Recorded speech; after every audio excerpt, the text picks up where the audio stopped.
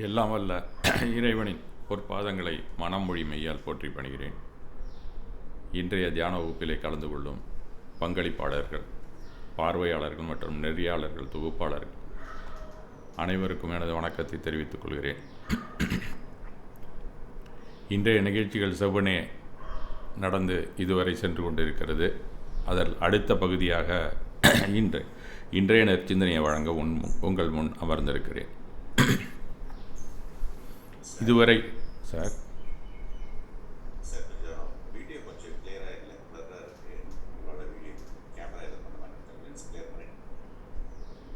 அப்படி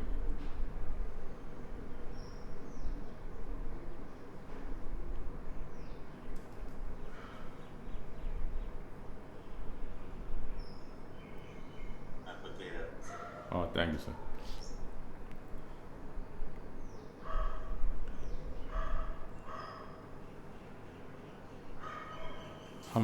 சென்ற 2-3 வகுப்புகளாக திருக்குறள் என்னும் இலக்கியத்தை பற்றி உரையாடி கொண்டு வந்தோம். இலக்கியம் அப்படின்னு சொன்னால் இலக்கு ப்ளஸ் இயம் அப்படின்னு தான் கூறுகிறார்கள். இலக்கு என்பது குறிக்கோள், நோக்கத்தினை குறிக்கும். இயம் என்பது சொல், ஒளி அப்படின்னு நம்ம சொல்லலாம். இயம்புதல், கூறுதல் அப்படின்னு சொல்லலாம். அதனுடைய இயல்பை கூறுதல் அப்படின்னும் சொல்கிறார்கள். ஆக இலக்கு என்ன அப்படிங்கிற ஒரு இயல்பை நமக்கு எடுத்துரைப்பது தான் அந்த இலக்கியங்கள் அப்படின்னு பெரியவர்கள் வழங்குகிறார்கள். அதில் இந்த குறிக்கோளோடு அமைந்த ஒரு அழகியல், அறிவியல் அப்படின்னு கூட சில பேர் கூறுகிறார்கள். இந்த இலக்கியங்கள் எல்லாம் முதல்ல நாம் தமிழ்நாட்டிலே தோன்றியது அப்படின்னு சொன்னால் சங்ககாலம் என்று சொல்வார்கள். அதில் கிமு 300 அப்படின்னு சொன்னாங்க. இப்போ சமீபத்திய ஆராய்ச்சியாளர்கள்னால் அகழாய்வு தோண்டியனார்கள், இந்த கீழடி, ஆதிச்சநல்லூர் இந்த மாதிரி இடங்களெல்லாம் தோன்றி கார்பன் டேட்டிங்லாம் பார்க்கும்போது அது சற்று பின்னோக்கி சென்று கொண்டு இருக்கிறது. 1000 இருக்கலாம், கிமு 1000ஆக இருக்கலாம், அதற்கும் பின்னால் இருக்கலாம் அப்படின்னு ஒரு அபிப்பிராயம் இருக்கிறது. அந்த கிபி 300 வரையிலான காலம் சங்க காலம் என்று கூறுகிறார்கள். அந்த காலகட்டம் தான் ஒரு பொன்னான காலகட்டம் அப்படின்னு சொல்லணும். இந்த காலகட்டத்தில் பல சங்க கால இலக்கியங்கள் அப்படின்னு சொல்லக்கூடிய பல நூல்கள் சேர, சோழ, பாண்டிய நாடுகளில், அதாவது தமிழகத்திலே உருவாகின அப்படின்னு தான் சொல்லணும். ஒட்டுமொத்த தமிழகத்தில் உருவானது காலம் அப்படின்னு பார்த்தா அந்த சங்க காலம். அதுதான் முதல்ல இலக்கியங்கள் தோன்றின. சங்க காலம் அதான் கலாச்சாரத்தை வளர்த்தன என்று தான் சொல்ல வேண்டும். சங்க காலம் என்று சொன்னாலே பொதுவாக 600 ஆண்டு கால கடைச்சங்கத்தையே குறிக்கும் அப்படின்னு எல்லோரும் சொல்லுவாங்க. ஆனால் அப்படி இல்லை, கிட்டத்தட்ட அது பின்னோக்கி சென்று கொண்டு இருக்கிறது என்று இப்போது நிரூபித்து கொண்டிருக்கிறார்கள். ஆனால் நம் தமிழ் மரபில் முதற் சங்கம், இடைச்சங்கம், கடைச்சங்கம் அப்படின்னு 3 சங்கங்கள் நடைபெற்றதாக அறியப்படுகிறது. இதில் முதல் வந்த நூல்களிலே ஒட்டுமொத்த பயன் என்ன, அதன் பிறகு வந்த நூல்களிலே என்ன பயன் அப்படின்னு சொன்னாக்கா அது ஒரு அறிதல் முறை. அறிந்தவற்றை மனிதனின் உணவு சார்ந்த, உணர்ச்சி சார்ந்த ஆழத்தால் பரிசீலனை செய்யும் கலை அப்படின்னு தான் ஒருத்தர் சொல்கிறார்.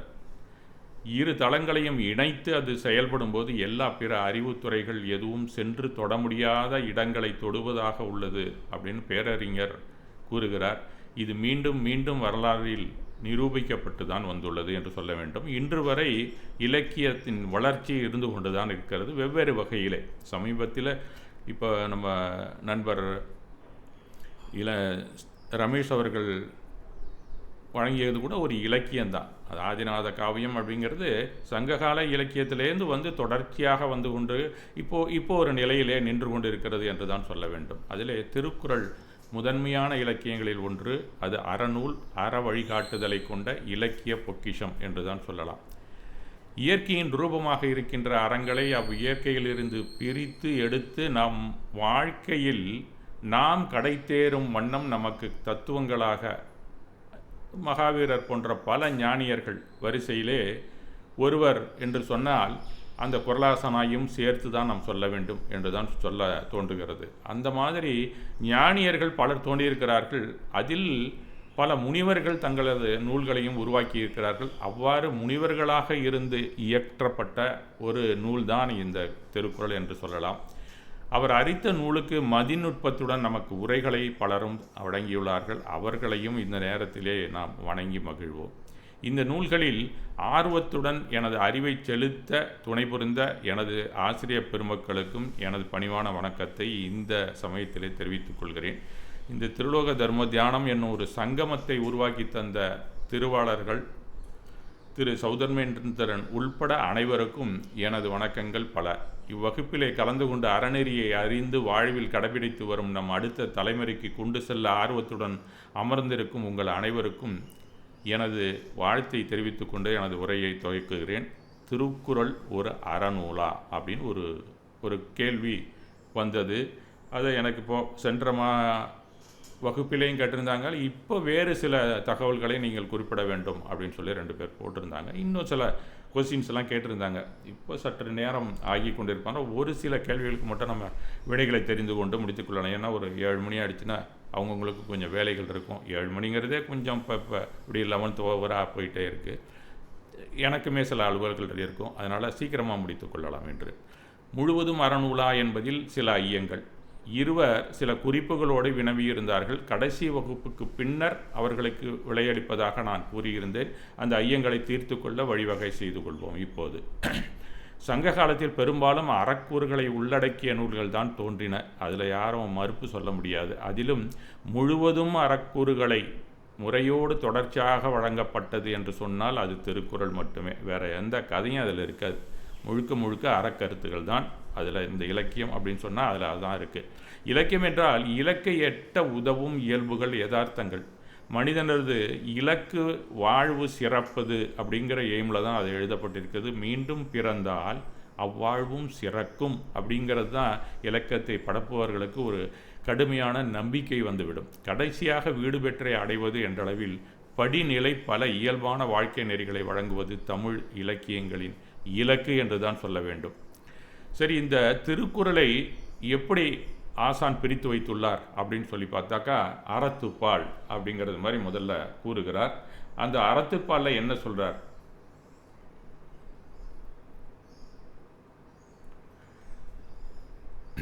அறத்துப்பால், பொருட்பால், காமத்துப்பால் அப்படின்னு 3 பெரும் பிரிவுகளை பிரித்திருக்கிறார் அப்படின்னு தான் நாம் எல்லோருமே படிச்சிருக்கிறோம். இந்த பெரும் பிரிவுகள் என்னென்ன அப்படின்னு சொல்லி உரையாசிரியர்கள்லாம் இன்னும் உட்பிரிவுகள் பலவற்றையும் பிரித்து கொண்டே செல்கிறார்கள். அந்த இயல்களையும் அந்த 3 பெரும் பிரிவுகளுக்குள் இயல்களையும் பிரிக்கிறார்கள், அதிகாரங்களையும் அதற்கு வழங்கியிருக்கிறார்கள். அப்படிப்பட்ட அளவிலே அதிகாரங்களுக்கு கீழே 10 குறட்பாட்களாக கட்டமைத்திருக்கிறார் குறளாசான் அப்படின்னு தான் ஆய்வு செய்தவர்கள் பலரும் உரைத்திருக்கிறார்கள். இந்த அமைப்பின்படி அவர் அமைத்திருக்கிறார் என்று தான் சொல்ல வேண்டும். மிகவும் அருமையான ஒரு கட்டமைப்பு என்று தான் சொல்ல வேண்டும். ஏனென்றால் அறம் என்பது இம்மை மறுமை இரண்டிலும் இன்பத்தை அளிக்கக்கூடியது என்ற காரணத்தில் அதை அறத்துப்பால் என்று அறத்தை முன்வைக்கிறார். அது மட்டுமல்லாமல் அறத்தை படிக்காமல் பொருளையும் காமத்தையும் படித்தால் மனிதனது வாழ்வு நெறிகட்டு போய்விடும் என்ற காரணத்தினால் அறத்தை முதன்மை இடத்தை அளித்து நமக்கு படைத்திருக்கிறார் என்றுதான் அனைவருமே கூறுகிறார்கள். ஏனென்றால் அது போன்ற ஒரு முறைமை தான் அதில் வந்து கொண்டே இருக்கிறது. அறத்தின் முறைமை இல்லாமல் இங்கே எந்த பொருட்பாடும் இல்லை, எந்த காமத்துப்பாற் குறட்களும் இல்லை என்று தான் சொல்ல வேண்டும். ஆகவே அறம் என்பது அடித்தளமாக அடிநாதமாக இங்கே வழங்கப்பட்டிருக்கிறது என்பதை நாம் புரிந்து கொள்ள வேண்டும். அந்த மாதிரி அமைக்கப்பட்ட அறத்துப்பால் அப்படின்னு சொல்கிறதுல 4 இயல்களை வகுத்துள்ளார். பாயிர இயல், இல்லறவியல், துறவரவியல், ஊழியல் என்று 4 இயல்களாக வகுக்கப்பட்டிருக்கின்றன. இதில் இந்த 4 இயல்கள், பாயிர இயலில் 4 அதிகாரம் இருக்குது, இல்லறவியலில் 20, துறவரவியலிலே 13, ஊழியலிலே 1, ஒன்றொன்றையும் 10 குறட்பாக்கள். இந்த பாயிரவியல்னால் வேறு ஒன்றும் இல்லை, அது முன்னுரை அப்படின்னு நம்ம சொல்கிறோம். பாயிரம் அப்படின்னு சொன்னால் முன்னுரை அப்படிங்கிறது அந்த காலத்திலே பாயிரம் என்று சொல்லுவார்கள். அந்த அடிப்படையில் தான் இந்த அறத்துப்பாலுக்கு இணையாக அடுத்தடுத்து வரக்கூடியவைகள் பொருட்பால் அப்படின்னு தான் நம்ம சொல்லணும். அந்த பொருட்பால் அப்படின்னு சொன்னாக்கா அரசியலிலே 25 அதிகாரங்கள், அங்கவியலிலே 32 அதிகாரங்கள், ஒழிப்பியல் அப்படின்னு அதை தான் எதெல்லாம் விடுபட்டு போச்சோ அதில் வரும். கிட்டத்தட்ட ஒழிப்பியலிலே 13 அதிகாரங்களை வழங்குகிறார். இந்த காமத்துப்பால் அப்படின்னு அடுத்த லெவலுக்கு போகிறார். அந்த காமத்துப்பால் அறத்துப்பாலுக்கு உட்பட்டது என்பதை நாம் தெரிந்து கொள்ள வேண்டும். அதிலே களவியலில் 7 அதிகாரங்கள், கற்பியலிலே 18 அதிகாரங்களை வழங்கியிருக்கிறார். ஆக மொத்தம் 1300 30 குறட்பாக்களிலுமே அடிநாதமாக இருப்பது அறம்தான். இதில் வேறு கருத்துக்கள் இருக்கிறதற்கு வாய்ப்பு இல்லை என்று தான் சொல்லணும். ஏன்னா கடவுளுக்கான இலக்கணத்தை கூறி முதலில் வணங்குகிறார் இந்த குறளாசான் என்று சொன்னால் அது அறத்துப்பாலிலிருந்து துவங்குகிறது, பாயிரவியலிலே வருகிறது என்று தான் சொல்ல வேண்டும். அவர் அக்கடவுள்கள் யார்? இயற்கையை அறிந்து அதில் மறைந்திருக்கக்கூடிய அறங்களை சொல்லக்கூடிய முற்றும் துறந்த துறவிகள். அவர்களால் சொல்லப்பட்ட அறத்தினுடைய வலிமை இந்த 4ம் சேர்ந்து பாயிரவியல் அப்படின்னு அவர் தொகுத்திருக்கிறார் என்று தான் சொல்ல வேண்டும். இதில் ஒன்றை கவனிக்க வேண்டும். என்னவென்றால், இன்றைய அறிவுலகம் இறைவனை ஏற்க மறுக்கிறது, ஆனால் இயற்கையை அங்கீகரிக்கிறது. இறைவன் இல்லை, ஆனால் இயற்கை உண்டு அப்படிங்கிறது. ஆனால் இயற்கையில் பொதிந்திருக்கக்கூடிய அற ரகசியங்களை அவர்களுக்கு புரியவில்லை. ஆகவே இயற்கையை கையகப்படுத்தி எதையும் செய்யலாம் என்று நினைக்கிறார்கள். அதன் விளைவுகளை நாளாந்திரம் தினம் நாம் சந்தித்து கொண்டுதான் வருகிறோம். இன்று ஒன்று கண்டுபிடிப்பு வருகிறது, அதனுடைய பின்விளைவை 10 ஆண்டுகள் 15 ஆண்டுகள் 50 ஆண்டுகள் கழித்து கூட இதனால் பின்விளைவுகள் என்னென்ன ஏற்பட்டிருக்கின்றன, என்னென்ன வியாதிகள் வந்திருக்கின்றன, என்னென்ன மாசு இந்த சூழ்நிலையிலே கலந்திருக்கிறது என்று இப்போது தான் கண்டுபிடித்து வருகிறார்கள். ஆகவே அதில் பொதிந்திருக்கக்கூடிய அற ரகசியங்கள் அவர்களுக்கு தெரியவில்லை என்று தான் சொல்ல வேண்டும். அந்த அற ரகசியங்களையும் அறிந்தவர்கள் தான் ஞானி. அவர்களுக்கு அறிவியல் தெரியாது என்று நாம் நினைக்க வேண்டிய தேவையில்லை. அறிவியலுக்குள் ஒளிந்திருக்கும் அற ரகசியங்களையும் தெரிந்ததனால் அதை விருத்தி செய்யவில்லை என்பதுதான் நாம் தெரிந்து கொள்ள வேண்டிய உண்மை. ஆகவே ஞானியர் என்றைக்கும் இந்த பூவுலகம் இருக்க வேண்டும், அதில் மனித ஜாதி பிறந்து இறந்தாலும் பரவாயில்லை, இருந்து கொண்டுதான் இருக்க வேண்டும் என்று நினைத்தவர்கள். ஆகவே அறிவியலாரை விட இங்குள்ள மானிடர்களை காப்பாற்றும் நிலையிலே இருந்த மருத்துவர்கள் அந்த ஞானியர் என்று தான் சொல்ல வேண்டும். நம்முடைய முன்னோர்கள் இயற்கையை கடவுளாக கொண்டு அதை வணங்கினார்கள். இந்த இயற்கையை புரிந்து கொண்டார்கள். அதில் பொதிந்திருக்கக்கூடிய அறங்களை புரிந்த ஞானியர் ஒவ்வொரு சமயத்திலும் தோன்றினார்கள். அவர்கள் இயற்கையை அறிந்து அதில் என்னென்ன அறக்கூறுகள் பொதிந்துள்ளன என்பதையும் அறிந்ததோடு மட்டுமல்லாமல் அதற்குரிய வாழ்வியலை நமக்கு அளித்து சென்றிருக்கிறார்கள். அதுதான் இன்றைக்கு இலக்கியங்களாக நமக்கு பல கதைகளுடன் நமக்கு வழங்கப்பட்டிருக்கிறது. அந்த ஞானியரில் ஒருவர்தான் குறளாசிரியர். அவர் தம் பாக்களில் பாயிரவியல் அப்படிங்கிற முன்னுரையிலே இந்த மாதிரி ஒரு அடுக்காக நமக்கு வழங்கியிருக்கிறார். இயற்கையின் இலக்கணத்தை பண்பை அறிய முதன்மையான வான் சிறப்பாக மழையை பற்றிய புரிதலை நமக்கு அடுத்ததாக அளிக்கிறார்.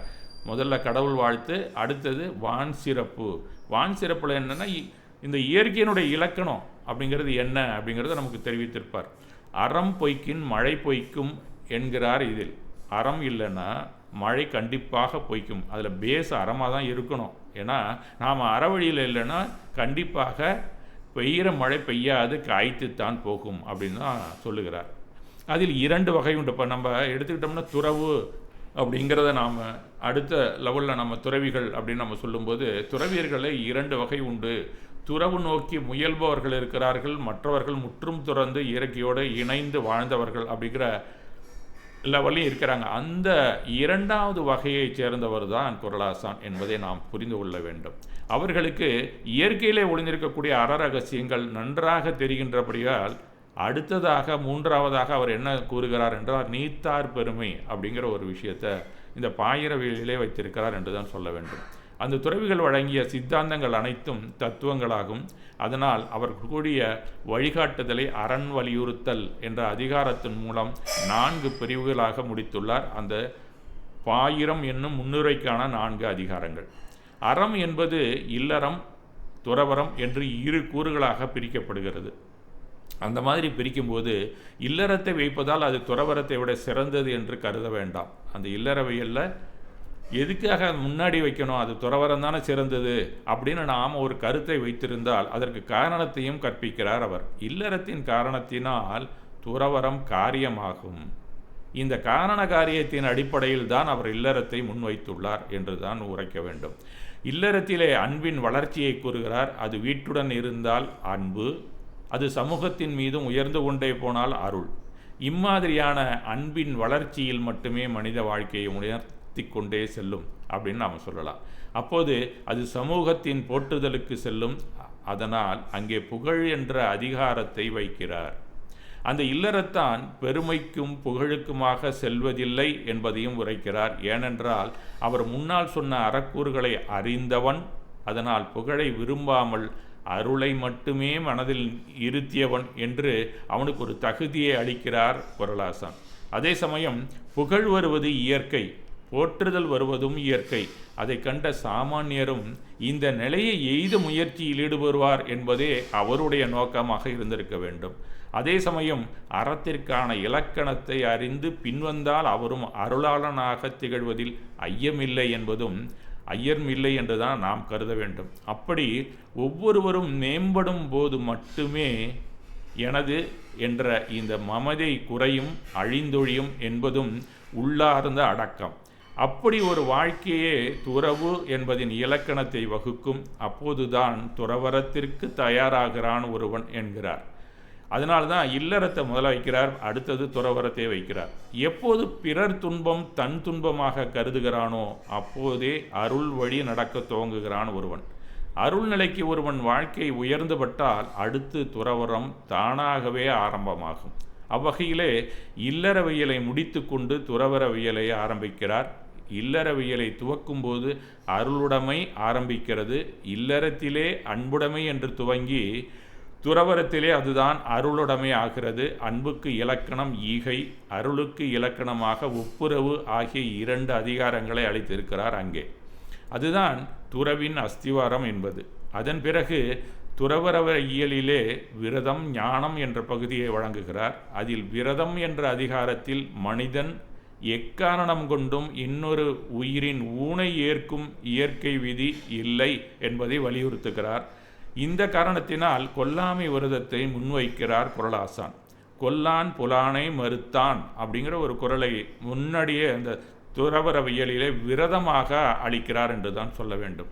இவ்வதிகாரத்திலே சொல்லப்பட்ட விரதங்கள் சிலவாகிலும் இன்னும் பல உள்ளன என்பதை நாம் தெரிந்து கொள்ள வேண்டும். விரதங்களால் பக்குவம் பெற்ற ஒருவன் ஞானம் எய்துகிறான். ஞானம் என்ற பகுதிக்குள் 4 அதிகாரங்களை வைக்கிறார். 1 நிலையாமை. ஒருவன் எனது என்ற பற்றை விலக்கி நான் என்று விளங்காமல் நான் மட்டுமே என்று நினைக்காமல் எது நான் என்ற நிலையாமையை புரிய வைக்கிறது இந்த குறள் வழியிலே என்றுதான் சொல்ல வேண்டும். இந்த உலகம் நிலைத்தது என்ற உணர்வில் நான் எனது குழந்தை எனது மனைவி வீட்டு பொருள்கள் என்று பற்று உருவாகி இருந்தது. ஞானம் என்பது விளங்குகின்ற போது அந்த பற்றில் முற்றிலுமாக நீங்குகிறது என்ற அடிப்படையிலே அந்த முறைமையை கொண்டு வளர்த்து கொண்டே செல்கிறார் குறளின் அர்த்தங்களை. இதற்கு அடையாளமாக அந்த 10 குறளிலே யாக்கை மற்றும் பொருள் 2 நிலையாமை பற்றி சொல்லுகிறார். மற்ற நிலையாமை எல்லாமும் விளங்கப்படுகிறது. யாக்கை என்பது உடம்பு, இன்னொன்று செல்வம். 2லும் தான் நாம் அதிக பற்று வைக்கிறோம் ஒரு இல்லறத்தானாக இருக்கும்போது. அதனால் அவை 2 நிலையாமையை முன்வைக்கிறார். ஆக இதுபோன்ற நிலையாமை ஒருவருக்கு வந்துவிட்டால் துறவு தானாக வந்து சேரும். அதனால் அடுத்த அதிகாரமாக துறவு என்று வைக்கிறார். துறவு வந்துவிட்டால் மெய்யுணர்வு சாத்தியமாகும். எது நன்மை, எது பொய், எது பொய்யால் உருவானது போன்ற நிலை உணர்ந்து இறைவன் பால் சார்ந்து செல்வோம் என்று நினைவு நமக்கு வரும். இப்படி இறையோடு கலந்து விட்டவனது வாழ்க்கை பிறந்ததின் பயனை எய்துவிடும் என்ற அடிப்படையை குறள்களின் தொடர்பு முறைமையே வழங்குகிறார் என்று தான் நாம் கூற வேண்டும். முதல் குறளில் முறைமை அடுத்ததில் தொடரும். இதுபோல முதல் அதிகாரத்தின் தொடர் முறைமை அடுத்ததில் வெளிப்படும். இந்த முறைமையை குறளாசான் மிக அழகாக கட்டமைத்துள்ளார் என்பதை நாம் படித்து கொண்டே வந்தால், பலமுறை படித்து கொண்டே வந்தால், அதுவும் வரிசை கிரமமாக படித்து கொண்டே வந்தால்தான் நமக்கு புரியும். அங்கொன்றும் இங்கொன்றுமாக படித்தால் நமக்கு விளங்குவதில்லை என்று தான் சொல்ல வேண்டும். முழு விளக்கம் கிடைக்காது. சரி, இத்துடன் இன்னொரு அதிகாரத்தையும் அதில் வைத்துள்ளார், அவா அறுத்தல் என்று. அந்த அவாவறுத்தலும் மிக மிக அவசியமானது என்பதை அறத்துப்பாலியில் எடுத்து கூறுகிறார். அதில் என்ன சொல்கிறார் என்றால், பற்றுகள் எல்லாம் விலகி மெய்யுணர்ந்தாலும் கூட அனுபவங்கள் வழியே உருவான மனப்பதிவுகளின் கூறுகள் அங்கொன்றும் இங்கொன்றுமாக நிற்கும். இந்த விருப்பங்கள் அனுபவிக்கின்ற சூழ்நிலைகள் எதிர்படும் போது அந்த விருப்பம் தலைதூக்கும். எங்கேயுமே நாம் எப்பவுமே முழு விருப்பத்தையும் தூக்கி எறிய முடியவதில்லை. நாம் அப்படி தூக்கி போட்டால் நாம்ளே வீதராகனாக நாம் மாறியிருப்போம். ஆக அங்குன்று இங்குன்று ஒட்டி கொண்டு தான் இருக்கும் அந்த மோகனிய கர்மத்தினால் உருவான அந்த விருப்பங்கள், அதற்கான கூறுகள் இருந்து கொண்டு தான் இருக்கும். அதையும் நீ அறுத்து போடு அப்படிங்கிறத அவா அறுத்தலில் அவர் கூறுகிறார். அதற்கு நாம் ஆட்பட்டு விட்டால் அந்த இன்னம் உள்ளே இருக்கக்கூடிய அந்த அவாவினால் ஏற்பட்ட அந்த கூறுவுக்கு நாம் ஆட்பட்டு விட்டால் அந்த எண்ணம் செயலாக தூண்டி மறுபடியும் புறத்தே செயலாக மாறி மீண்டும் நம்மை பழைய பாதாளத்திற்குள்ளே சென்று சேர்த்துவிடும் என்பதனால் நீ என்னதான் துறவரம் ஏற்றாலும் உள்ளே இருக்கக்கூடிய அவாவின் கூறுகளை அடியோடு எடுத்துவிடு அப்படிங்கிறதுக்கு தான் அந்த அவா அறுத்தல் அப்படிங்கிற ஒரு 10 குறள்களை நமக்கு மிக அருமையாக வழங்கியிருக்கிறார். அதிலிருந்து நாம் விருப்பு செயலாகாமல் இருந்தால் கூட அதுவே பல பிறவிக்கு ஆளாகிவிடும் என்பதை அங்கே உரைக்கிறார் என்பதை நாம் தெரிந்து கொள்ள வேண்டும். எப்படி என்றால், ஒருவனது விருப்ப பதிவுகள் இப்பிறவியில் செயலாக்கம் பெறவில்லை என்றாலும் கூட அதற்குரிய செயலை அடுத்த பிறவியில் கொண்டு போய் சேர்த்துவிடும் வலிமை உடையது என்கின்ற ஒரு முக்கியமான கருத்தை பல மதங்களும் கூறுகின்றன. அந்த வினை கொள்கையும் கூறுகிறது, பல நூல்களும் தெரிவிக்கத்தான் செய்கின்றன. அதனால்தான் சாகும்போது விருப்பக்கூறுகள் எவை வெளிப்படுகின்றனவோ அதன் வலிமையை பொறுத்தே அடுத்த பிறவி அமையும் என்பதும் பல சாஸ்திரங்களும் உரைக்கின்றன. எனவே விருப்பக்கூறுகளை அடியோடு அறுத்துவிட வேண்டும் என்பதைத்தான் அவா அறுத்தலில் வலியுறுத்துகிறார் குறளாசான். மிகவும் நுட்பமான வார்த்தை பிரயோகம் அந்த அறுத்தல் என்பது. ஏனென்றால் அப்படியும் அங்கொன்றும் இங்கொன்றுமாக தங்கிவிட பார்க்கும் அப்படிங்கிறத சொல்கிறதுக்கே முற்றிலுமாக அறுக்கப்பட வேண்டும் அப்படிங்கிற வார்த்தையை அங்கே போடுகிறார். இல்லறம் துறவரம் அதனுடன் அந்த துறவரவியல் முடிவடைகிறது. ஆனாலும் அறத்துப்பாலில் கடைசியாக ஊழியல் என்ற ஒரு இயலையும் அதில் ஒரு அதிகாரத்தையும் வைத்திருக்கிறார். அதில் ஒரு 10 குறள் இருக்குது அறத்துப்பாலில், ஊழியல்ல. அதிலே விதிக்கான விலக்குகளை கூறுகிறார். அதாவது விதிக்கப்பட்ட அம்சங்களில் விதிவிலக்காகவும் சில அமையும் அப்படின்னு சொல்கிறார். ஏன்னா விதி அப்படின்னு சொன்னால் சில நேரத்தில் அந்த விதியிலேருந்து நாம் வேறுபட்டு இப்படிலாம் நடக்குது, அப்போ விதி எங்கே போச்சு அப்படின்னு நமக்குமே ஒரு சந்தேகம் வரும். அதற்கான விதி விலக்குகள் என்ன அப்படிங்கிறத குறிப்பாக மிகவும் சுருக்கமாக அந்த 10 குறளிலே நமக்கு தெரிவித்திருப்பார். அறத்துடன் வாழ்பவன் தாழ்வதும் அறமட்டு வாழ்பவன் உயர்வதும் இது போன்ற வாழ்க்கையும் சிலருக்கு காணப்படுகின்றது அப்படிங்கிறத வெட்ட வெளிச்சமாக நாமும் காண்கிறோம். அதைத்தான் அக்குறள்களிலே அவர் வெளிப்படுத்துகிறார். அதை கண்ட பலரும் இதுதான் வாழ்க்கையில் யதார்த்தம் என்று தவறான முடிவுக்கு வந்துவிடுவார்கள் என்பதால் அதனை அவ்வாறு இல்லை என்று விடையாக பெரும் பகுதியாக விளக்கத்தை அந்த 10 குறளிலே நமக்கு கூறுகிறார் என்று தான் சொல்ல வேண்டும். காரணம், முற்பிறவிகளிலே நாம் ஈட்டிய வினைகளினால் சில இவ்வாறு விதிவிலக்காக நமக்கு அமைந்துவிடும் என்பதை நாம் புரிந்து கொள்ள வேண்டும். இதை சொல்லவே ஒரு இயலையும் அதில் ஒரு அதிகாரத்தை மட்டுமே நமக்கு அளித்துள்ளார் என்று கூறும்போது வினைக்கொள்கையில் அவருக்கு ஆழமான ஒரு நம்பிக்கை இருந்துள்ளது என்பதை நாம் தெரிந்து கொள்ள வேண்டும். இந்த ஊழ் அதிகார 10 பாடலுடன் அறத்துப்பாலை நிறைவு செய்கிறார் அப்படின்னு தான் சொல்லணும். அதன் பிறகு இந்த அம்சங்கள் அனைத்தும் ஒருவரது மனதில் பதிவானால்தான் நாம் பொருட்பாட்களுக்குள் செல்ல வேண்டும் அப்படிங்கிற தகுதியை பெறுகிறோம். அதுதான் முக்கியமானது இந்த விஷயத்தில்.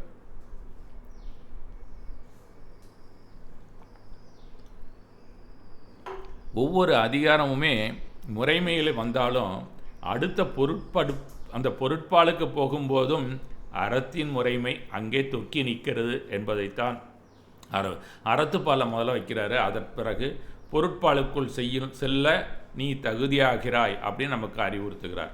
இதை போல பல முறை படித்த பின் தான் புதிதாக ஒவ்வொரு விஷயமாக நமக்கு புரிய தோண்டும். நமக்குள் தோன்றி அதற்கான விடையையும் நமக்கு கிடைத்து கொண்டே இருக்கும். பொருட்பால் என்பது தனி கூறு அல்ல, அதுவும் அறத்துப்பாலின் ஒரு தொடர்கூறு என்பதை உணர வேண்டும். அறத்துப்பாலில் வருகின்ற இல்லறத்தை ஏற்றவன் தன் கடமைகளை செய்ய பொருள் தேட வேண்டும் என்கின்ற ஒன்றும், இல்லறத்தில் அன்பு செய்து வாழும்போது அதன் அதி உச்ச நிலையிலே காமம் தோன்றுவது இயல்பு.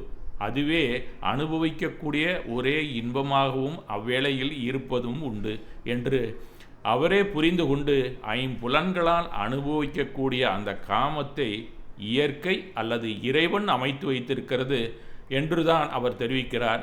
ஏன் அமைந்துள்ளது என்றால் அப்போதுதான் இல்லறமும் சுவையுள்ளதாக தோன்றும். தனக்கென எந்த ஒரு சுகமும் இன்றிய அன்பையும் மரணையும் செய்து கொண்டு வாழும்போது அதில் ஒரு சோர்வு ஏற்படத்தான் செய்யும் இல்லையா? அதனால் இறையே அமைத்த ஒரு முறைதான் இந்த ஐம்புலன் வழியே அனுபவிக்கும் இந்த காமம் என்பது. இந்த காமத்தையும் பொருளையும் சொல்கின்ற பகுதிகள் அறத்துப்பாலை தொடர்ந்துதான் வருகின்றன. அவை இரண்டுமே அறத்தின் கூறுகளாகத்தான் வைக்கப்பட்டிருக்கின்றன என்பதையும் நாம் தெரிந்து கொள்ள வேண்டும். அதை புரிந்து கொண்டு வாழ வேண்டும். அதனால்தான் திருக்குறளை காமநூல் என்றோ பொருள் நூல் என்றோ சொல்லாமல் அறநூல் என்றே பெரியோர்கள் குறிப்பிட்டார்கள் என்பதையும் நாம் புரிந்து கொள்ள வேண்டும். அதில் முதலில் வரும் பொருள் இம்மையிலும் மறுமையிலும் இன்பத்தை தரவல்லது. அப்படின்னா அவ்வளோதான், அதோட வேலை அதுக்கு தான் முடிஞ்சு போச்சு. ஆனால் காமம் இன்பத்தை இந்த பிறவில் மட்டுமே அளிக்கும். இந்த வரிசைப்படி தான் அறம் என்பது இம்மையிலும் மறுமையிலும் வீடு அப்படிங்கிற பகுதியிலும் நமக்கு இன்பத்தை அளிக்கக்கூடியது. அடுத்ததாக பொருட்பால் இம்மையிலும் மறுமையிலும் மட்டுமே இன்பத்தை அளிக்கக்கூடியது. காமத்துப்பால் எடுத்துக்கொண்டால் இம்மையில் மட்டுமே இன்பத்தை அளிக்கக்கூடியது என்ற வரிசைப்படி அறம் வைத்து பின் பொருள் வைத்து அதன் பின் காமத்தை அமைத்திருக்கிறார் குறளாசான் என்பதை நாம் புரிந்து கொள்ள வேண்டும்.